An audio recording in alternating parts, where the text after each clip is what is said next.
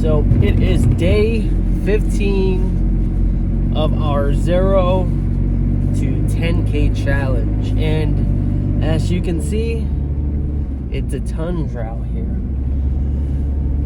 In the East Coast, it is full of surprises over here. So my wife bought me these amazing gloves, and they're definitely coming in handy. I don't even have the heat on. Well, right now, we're currently on our way to a networking event in Hazleton, PA. Again, if you guys don't know, what I'm currently building is I am building a $10 million construction company that centers around epoxy coatings. I'm gonna put this bad boy in 4 low because that's a steep hill. That specializes in epoxy coatings, floor coatings, high performance coatings, polished concrete, VCT removal, line striping, training, and terrazzo restoration, scarifying and white box services. Why am I choosing these services? Unfortunately and fortunately for me, I have developed a niche within a niche, and my niche happens to be epoxy, residential and commercially, and polished concrete commercial and industrial in nature. I've probably never told you guys my background, or maybe I've ranted a little bit more than I should have, but I started in the industry when I was around 21. I centered around my life, right? So that's how I remember it. I did it I was 21 or 20 part-time, and I got into it full-time just because I went from making like $7.25 an hour, and the guy said he could pay me like $11 an hour. So I was like, oh, we're jumping on that. Went from cleaning bars to being able to learn a skill. We didn't necessarily get right into polishing concrete. It was more of a lot of demo. It was a lot of demo. And as I got, it was a great deal. They paid me a per diem. I learned a great skill. I was able to learn on someone else's dime, and I learned a bunch of stuff. I learned what it takes to finish a job. What does it take to speak to architects? How does a finished job look? How do you, how to load a job? How to do the job? How to look at a punch list? How to 100% make sure it's completed when you leave. There's a bunch of things that I've mastered along the way, because I did it for 5 years, and then I decided that I was going to do it on my own. And with that being said, I was able to, I think I touched close to like $100,000 in revenue, or close to that number. Maybe like it's between like 70 and 100.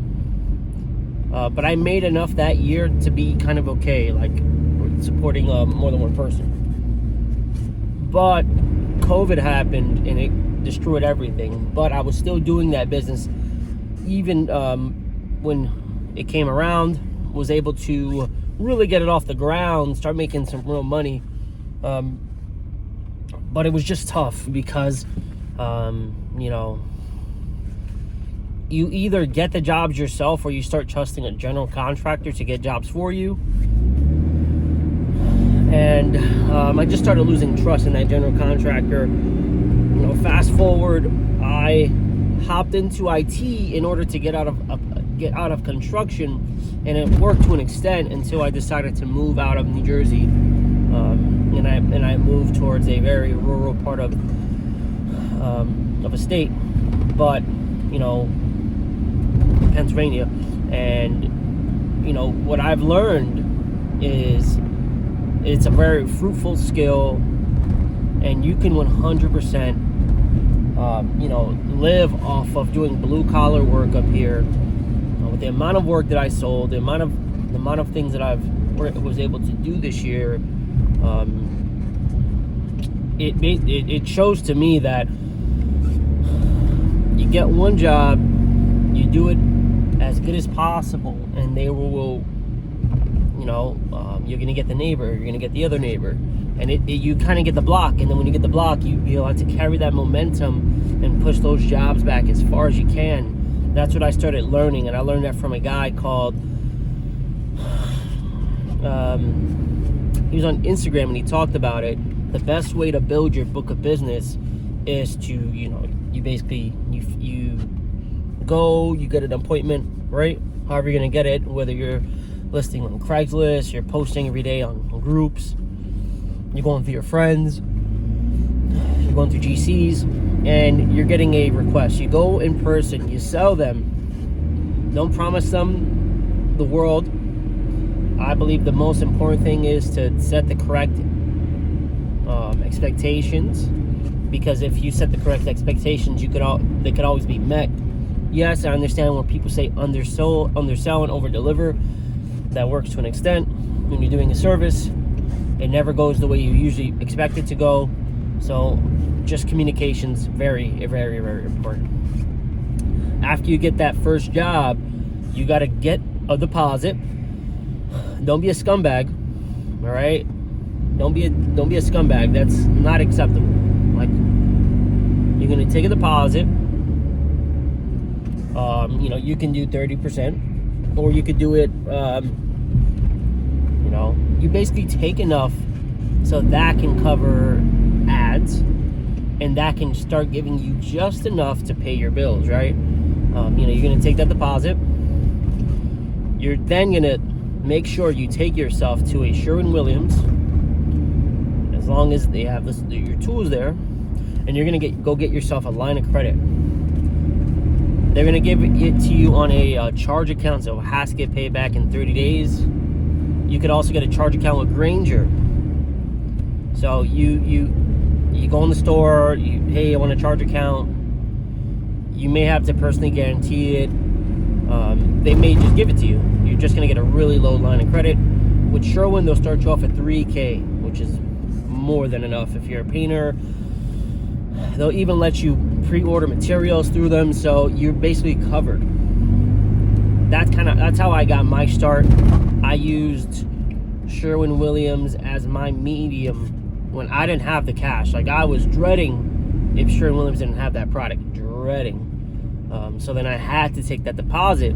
Like, because for instance, if you could front, you could say I need $1,000 of epoxy, $500 of flake, and you'll get the order. The issue is, no issues, they would front it, and you just have to pay them back in 30 days. No issues. Like, no questions asked. Just make sure you pay those guys back. What changed is when you would need to rent equipment based on that deposit. So that's when it becomes a little bit more challenging, and you have to get very creative. I've had a few instances where I had to go to the job, get the check. The guy didn't want to give me the check until I told him I'm not renting the machine until I get a deposit. It was a whole debacle. Some people always get a signed agreement from people. Always get a signed agreement. That's just one thing. Print out that contract from freaking Home Depot, if you care about that one, and just scan it into your books, and then just print out a bunch of them. And you always want to create a contract with everybody you do this with. That's just a quick side note. Always, always, always, especially when you're dealing with people in a commercial setting, it's extremely important. You may operate in integrity, you may do things right, they may not. So having something in fine print, getting that deposit, as well as having the contract, not only protects them, but it protects you from people trying to be funny. right? Because you're trying to be, you're not going to be too green around the ears, or you gotta show a little bit of intellect there, so these people don't just think they're going to take you for a ride, because they will. And if if I didn't play some of my cards right, I would have definitely got taken for a ride. But let's get back to it. You're gonna get that Sherwin-Williams account. You're gonna get a Granger account. I believe Home Depot will also give you a line of credit with them, but it's gonna be around like $1,000. So just play it by ear. Lowe's will give you a line of credit if you personally guarantee it, and you're really only gonna be able to, like, whatever you apply for, and they're gonna pull your credit, do all of them in the same day. That way, it's not like just do everything in the same day. Don't wait, just in case if like you're doing something, it's not going to see some of those credit pulls, and try to do them kind of all at the same time. This way it's a little bit more helpful. So just spend that first day going to Sherwin, going to Lowe's, go to Home Depot, and going to Granger if there's a Granger in your area, or any other paint store in your area, or any other hardware store. You can ask for a line of credit with them, or a charge account for a commercial contractor. And if you don't have any of the documentation, just do it through your name. That is not always the best advice, I understand, but you need money. And the best way to get money is to offer your services, and you have to start thinking about some of that stuff down the road. You have to kick the can down the road just a little bit, so then you can pay your bills, get enough money to get your insurance. If they ask for insurance, you can 100% get it through Next Insurance. They're not too bad. But let's get back into it. That's how I started getting my shot in this industry. And then when it came down to getting machines, I partnered with somebody that fronted the cost for a lot of machines, and we had a self-fulfilling prophecy for a relationship, so we could win. Now, with that big sense of experience, or that pool of experience, when you're doing business, it's not like you're like, unless you get to a super high level, you're doing everything yourself, like, it's really hard to learn certain business lessons. So I didn't learn everything, but this time around, when I came into this company, and you could say even sharpen my teeth more, or cut my teeth again in this field, I learned a lot more operations, cost, certified payroll, learned the other side of the business, right? Not just doing the work, but getting the work, and then fulfilling that work, and making sure everything is fulfilled. This all comes into play. Now, I put out our second or third job listing yesterday. So now we're at the point where we are now we're getting applicants for some of the work that we're going to be doing upcoming, and we're going to be actually almost replacing our entire crew if they don't want to follow suit. It's not ideal. It's not something we truly want to do, but it's much harder to beat old habits out of older folk than it is to just kind of start again. That's what we're seeing, and we don't want to do it, but it just like rocking a hard place. Today, on our way to a Chamber of Commerce meeting, business, shaking hands and kissing babies. This is something that has to be done in order to, you can do it any other way. Yeah, you could do it through referral at a time, but for my field, my niche of work, it's a bit tough, because I'm looking for a specific person, a business owner that has that, or they have a connection. So I have to be front of mind, top of mind awareness, and make sure that they know that this is what we do.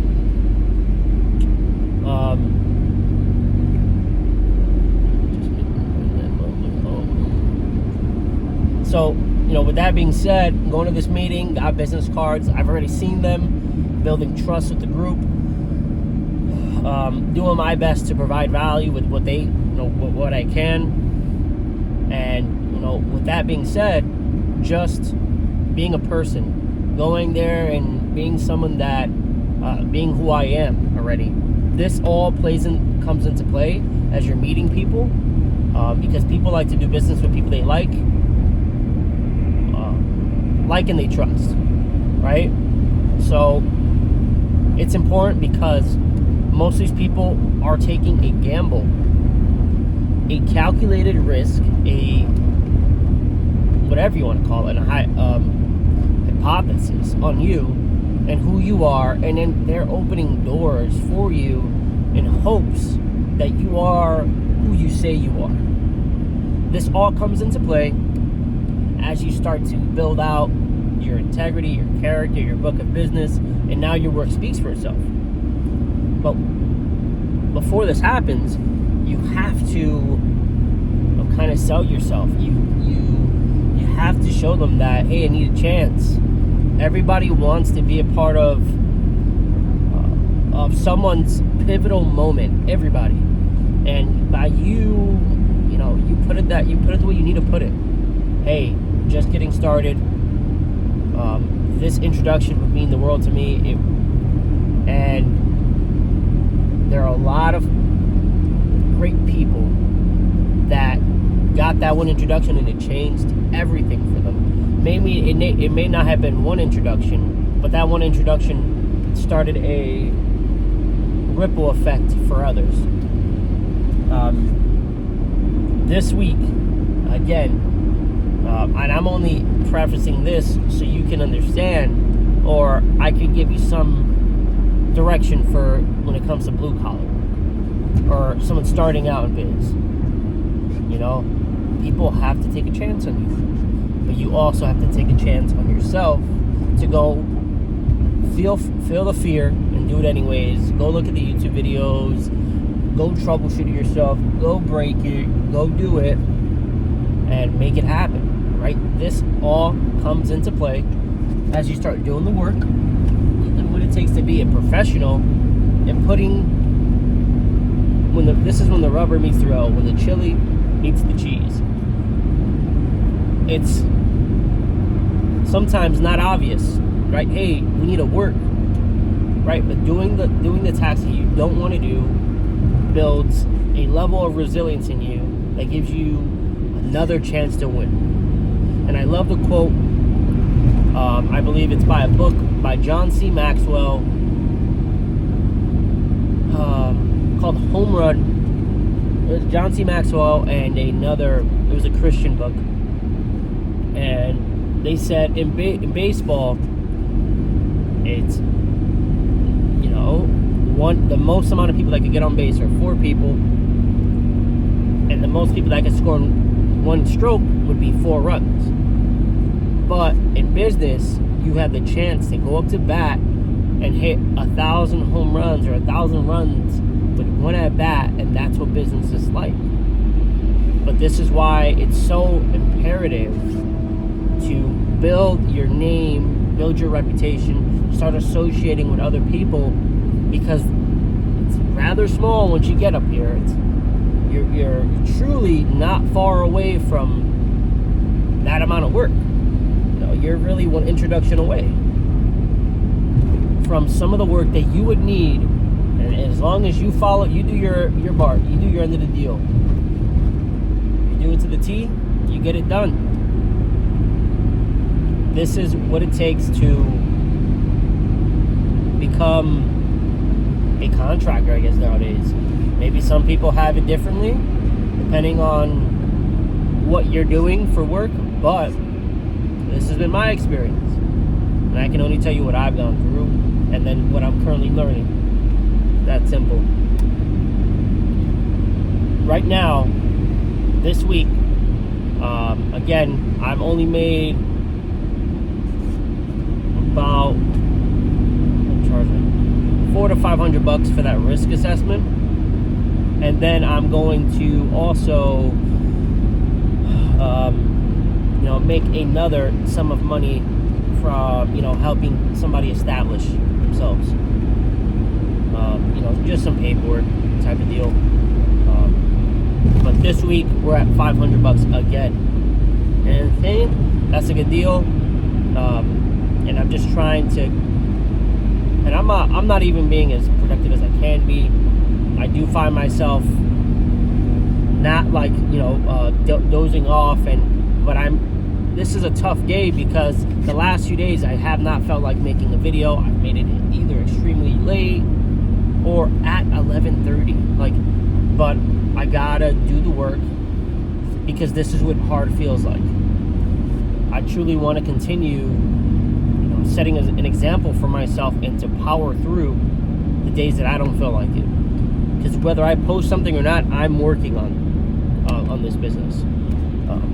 Whether it's like today, I did a lot of, looking at the business, making sure our ad campaigns are looking good, looking at our SEO, looking at our competitors' SEO, looking at their keywords, their themes, and they got money. They are putting a lot of money into their ads. So I'm going to copy their homework. Just is what it is. I may not rank as high as them, but I'm going to start getting there. This is extremely important. So I did that today, as well as a lot of, administrative stuff, marketing, looking at keywords, expanding our marketing budget in certain areas, and just pushing that ball forward, even if it's like one thing a day. I gotta continue working at it, just to get lucky, right? And the only way you get lucky is to stay in motion. So I am creating my own luck by working at this every day. And then it's gonna happen where it's just gonna be like, you guys are you were an overnight success. You were this. I want to continue finding myself to be lucky, and that means that I gotta work. That means I gotta continue making the side money to be able to afford the things that I have and the new things that I want. I have to be able to see what I'm good at and market those skills, so then I can continue to get that progress that I'm so desperately seeking.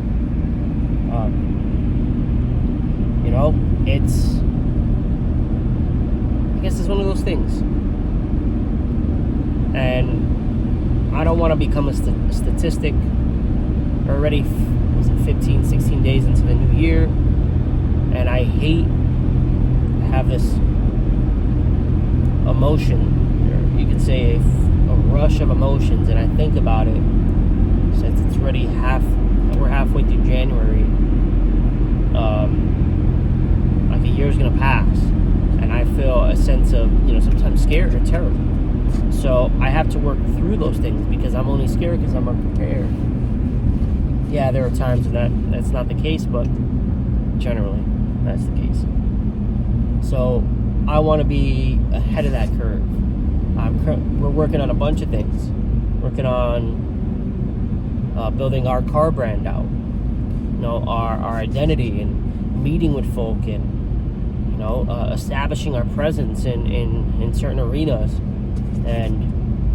But I have goals, dreams that I just can't let go of. I have to see them through, and if I don't see them through, I have to put them to bed. Well, before I rant anymore and bore you to death, this is day 15. I'm pretty sure it's day 15. 16. But that being said, thank you for being on this journey with me and helping me. I'm fighting through certain emotions, certain disbeliefs, certain things. So I gotta power through it, and I have to just go through the work. So with that being said, I pray that you can continue to follow me on this journey. And if you're anything like me, or I'm anything like you, having someone that is going through it and creating a community around it, I think that'll be game changing. So I will be creating I think it's going to be more of a Telegram, just because I like the way Telegram, the offering that Telegram has, and how you can do a Discord. Discord doesn't sound too bad, but I I'm really enjoying the Health Telegram can work with bots and automations. But follow me on this journey.